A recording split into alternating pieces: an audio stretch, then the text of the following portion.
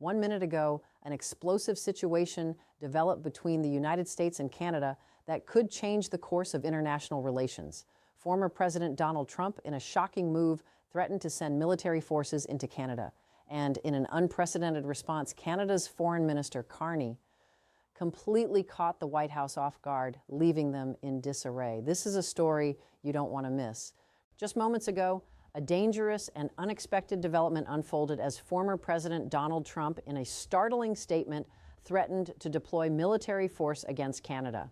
The remarks, delivered through a series of social media posts and comments to his supporters, shocked both American and Canadian leaders. This threat marks a significant escalation in the tension between the two countries, whose relationship until now was mostly cordial and diplomatic. Trump's threat raises serious questions about the stability of international relations and the future of U.S.-Canada diplomacy. The situation began when Trump, in a public address, criticized Canada's trade practices and accused them of undermining U.S. interests on the world stage. What was initially thought to be a typical political outburst quickly took a frightening turn. Trump, in his usual bold and often controversial style, suggested that if Canada didn't change its policies, the U.S. would have no choice but to take action. The implication was clear. Military action could be on the table. This move by Trump is unprecedented. A former U.S. president openly threatening military intervention against one of the country's closest allies is something we've never seen before. The immediate reaction was swift. Government officials from both nations began scrambling to respond. But it wasn't just the severity of the threat that caused alarm. It was the manner in which it was delivered and the apparent lack of preparation from the current U.S. administration that has left many people stunned. What makes this even more concerning is the fact that this threat comes at a time when tensions between the two countries were already rising due to trade disagreements and a number of geopolitical issues. For years, the U.S. and Canada have worked together on everything from military defense to environmental protection. But with Trump's comments, everything is now up in the air. Within moments of Trump's statement, Canadian Foreign Minister Carney issued a swift and forceful response, calling the remarks reckless and unnecessary. But it wasn't just the content of Carney's response that took people by surprise. It was the speed and precision with which it was delivered. Carney, who had been working in the background to cool rising tensions, stepped up with a calm but firm rebuttal that seemed to catch the White House off guard. As Carney made his statement, it became clear that the White House was paralyzed. They had no immediate response. Officials inside the Oval Office were scrambling, trying to figure out how to handle the situation. The president's advisors, clearly taken by surprise, were at a loss for words. This was not a situation that could be fixed with a simple press release or a quick phone call. The gravity of the situation demanded a more thoughtful and immediate response, but none was forthcoming. Now the world is watching closely to see how this will play out. Canada, with its strong diplomatic presence and solid alliances, is unlikely to back down easily. On the other hand, the U.S. under the Biden administration has made it clear that it values its international relationships, especially with neighboring countries like Canada. This leaves the White House in a difficult position. They must figure out how to handle Trump's explosive remarks while also maintaining strong diplomatic ties with Canada. The question now is, how far will Trump go with these threats? And more importantly, how will the White House respond? The clock is ticking and tensions are rising by the minute. With so much at stake, the next few hours could be crucial in determining whether this situation escalates into something much larger than anyone could have anticipated. The situation took a dramatic turn when Canada's Foreign Minister Carney responded to Trump's shocking remarks. His response, crafted with care and delivered with the calmness of a seasoned diplomat, not only addressed the threat head-on, but also exposed the level of disarray within the White House. Carney, known for his strong and effective communication style, wasted no time in making it clear that Canada would not be intimidated by such an aggressive statement. In his press briefing, Carney labeled Trump's comments as irresponsible and dangerous, warning that such threats only serve to deepen divisions between two traditionally peaceful neighbors. He reiterated Canada's commitment to diplomatic resolution, but also firmly stood by Canada's sovereignty and independence. By delivering this response so swiftly and decisively, Carney sent a strong message. Canada would not tolerate threats from anyone, especially from a former U.S. president. The impact of Carney's response was immediate. Inside the White House, officials were visibly shaken. It wasn't just the substance of Carney's words that caused the stir. It was the manner in which he handled the situation that left the White House scrambling. Carney's statement was clear, precise, and left little room for negotiation or misinterpretation. It was the kind of response that any seasoned diplomat would give, and it seemed to catch everyone in Washington off guard. What made this so remarkable was the fact that the White House appeared unprepared for such a direct and forceful counter. At a time when U.S. officials should have been ready to respond to a national security crisis of this magnitude, they were instead left looking disorganized and unsure of how to proceed. The typical diplomatic channels and talking points that the White House often relies on simply didn't seem to apply in this case. Carney's calm yet firm rebuttal exposed a vulnerability in the current administration's approach to handling crises, especially those involving high-profile figures like Trump. This paralysis at the White House wasn't just a momentary lapse. It set off a chain reaction of behind-the-scenes discussions and frantic calls between U.S. officials.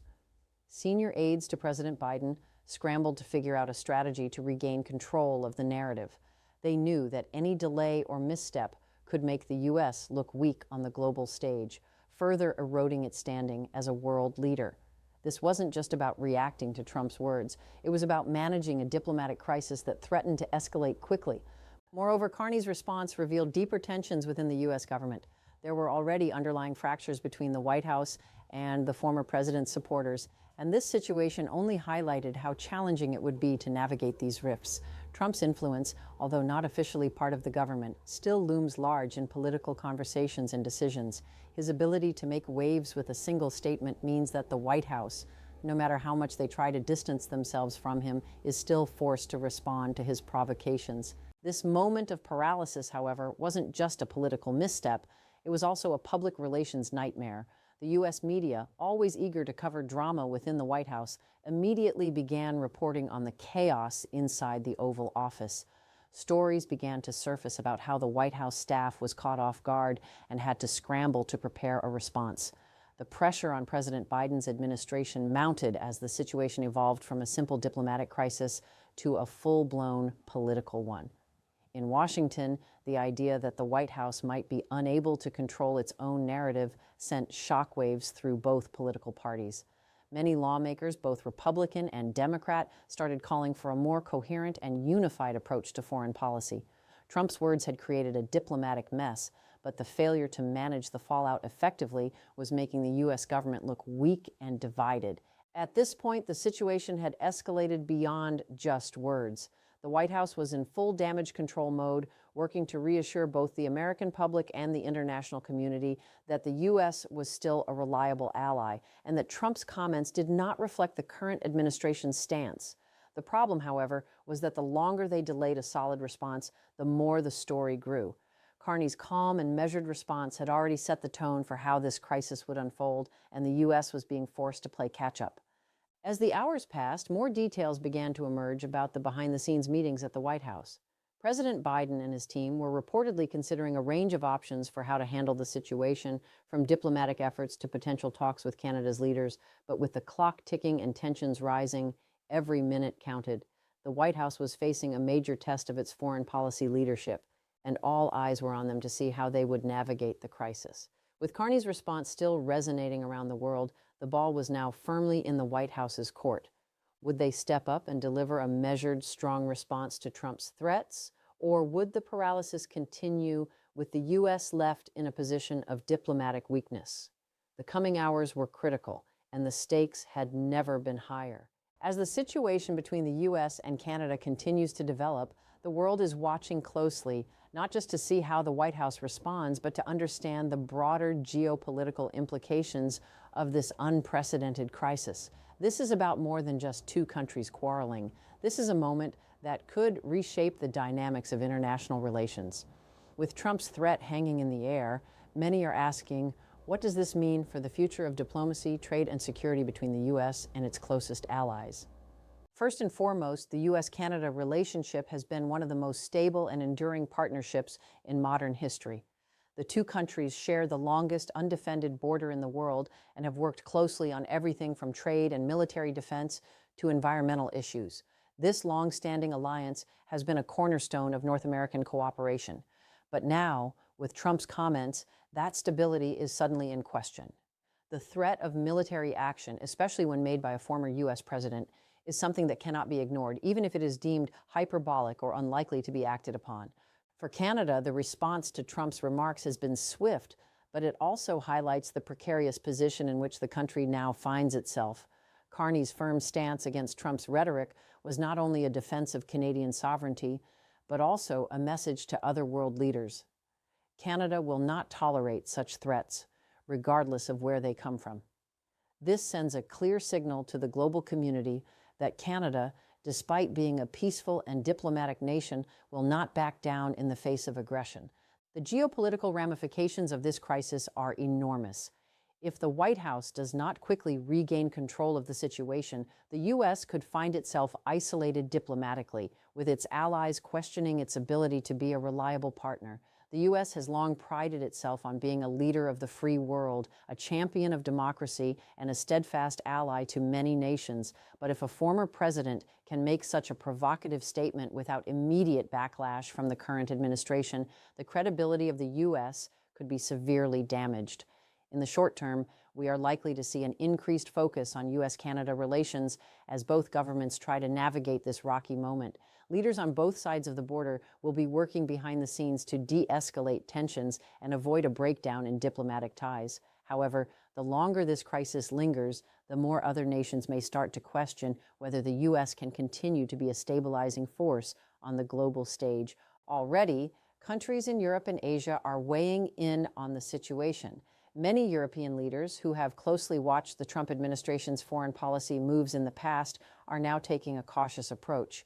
They are monitoring the U.S. government's response to Trump's threat and wondering what this will mean for their own relationships with the United States. After all, the U.S. and Canada are both key players in many global security arrangements, and if tensions rise to the point where the U.S. is seen as unstable or unpredictable, it could have far-reaching consequences for global security.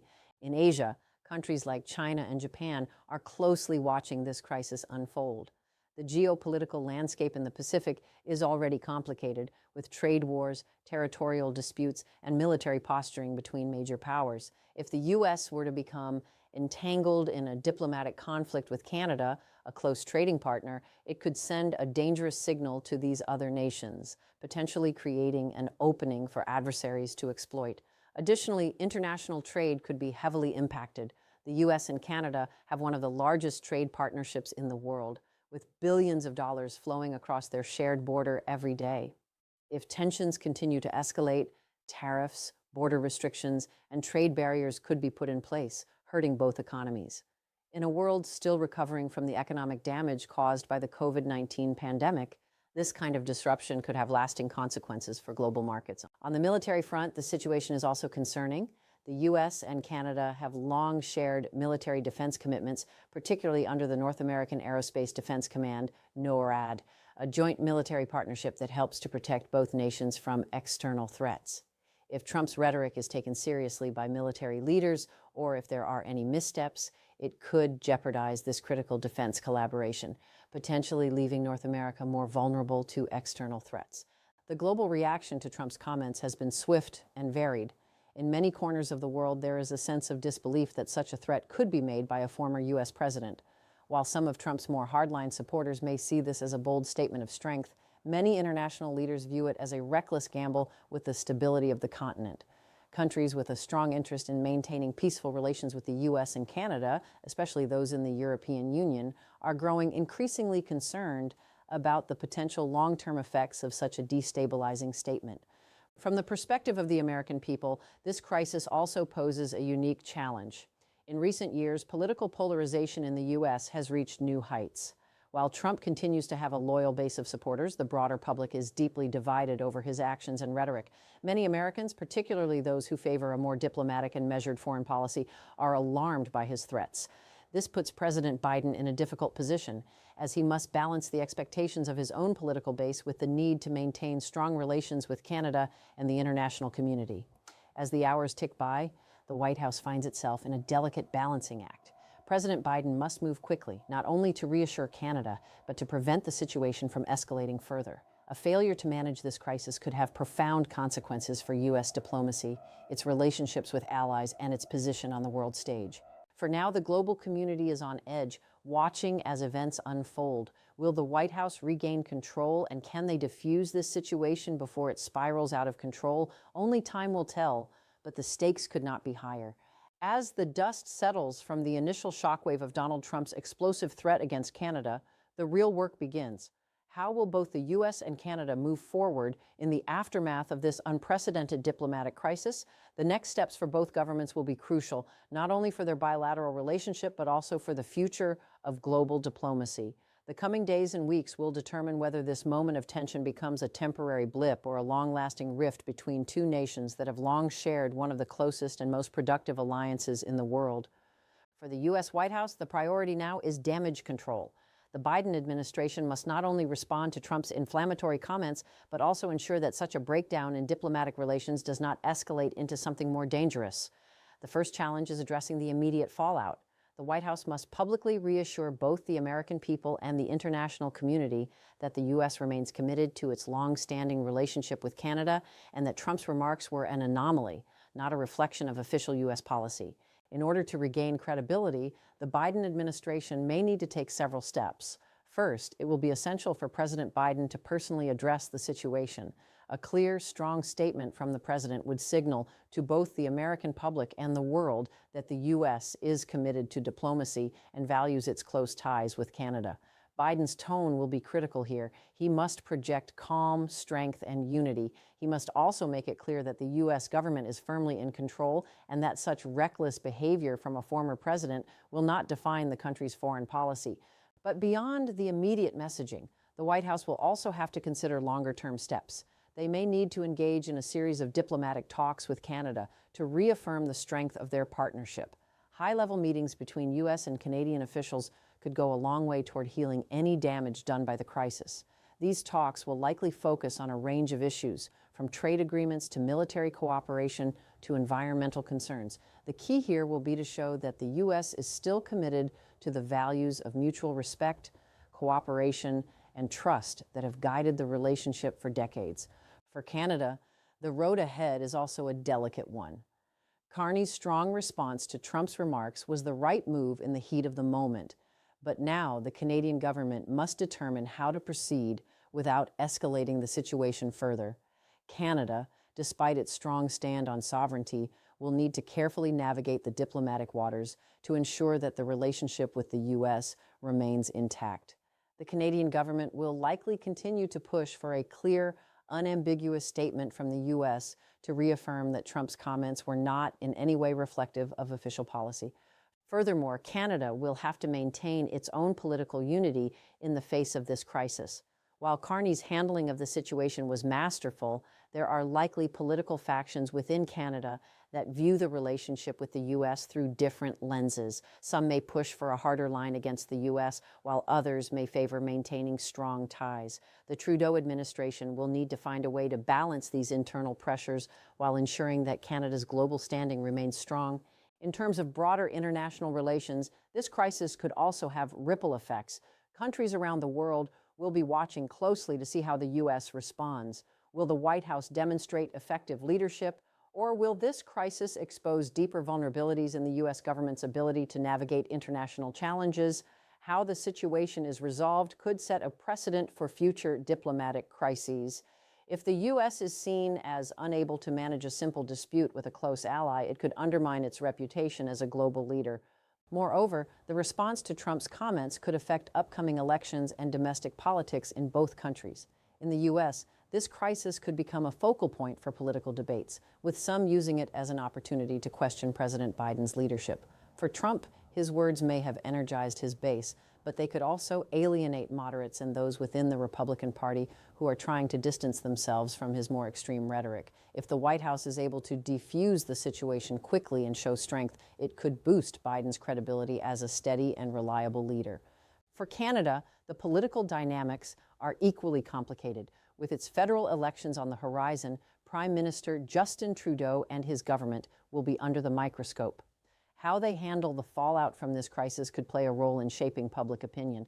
Canadians are generally proud of their country's peaceful and diplomatic reputation, and any misstep in the handling of this situation could have political consequences. In terms of international trade, the fallout from this crisis could be far-reaching. As mentioned earlier, the U.S. and Canada are among the world's largest trading partners, with billions of dollars in goods and services exchanged daily. If Trump's threat leads to a breakdown in trade relations, it could cause economic disruptions on both sides of the border. The ripple effect could be felt globally, particularly in industries that rely on cross-border trade, such as automotive, agriculture, and technology. Both nations will need to work quickly to prevent this economic link from being severed or severely damaged. Ultimately, this moment could serve as a pivotal point in the U.S.-Canada relationship. Will it be remembered as a brief but intense diplomatic hiccup, or will it mark the beginning of a new, more turbulent era in North American relations? Only time will tell, but the road ahead will certainly require careful diplomacy, clear communication, and a commitment to the values that have long defined the U.S.-Canada partnership. As for the U.S. under Biden, this is a test of leadership. The way the administration responds to this crisis will define how the world sees America's role in the coming years. For Canada, the situation is equally important. How the nation navigates this challenge will shape not only its relationship with the U.S., but also its position on the global stage. Both governments must now chart a careful path forward, one that ensures this crisis does not define the future of U.S.-Canada relations, but instead becomes a catalyst for renewed cooperation and understanding.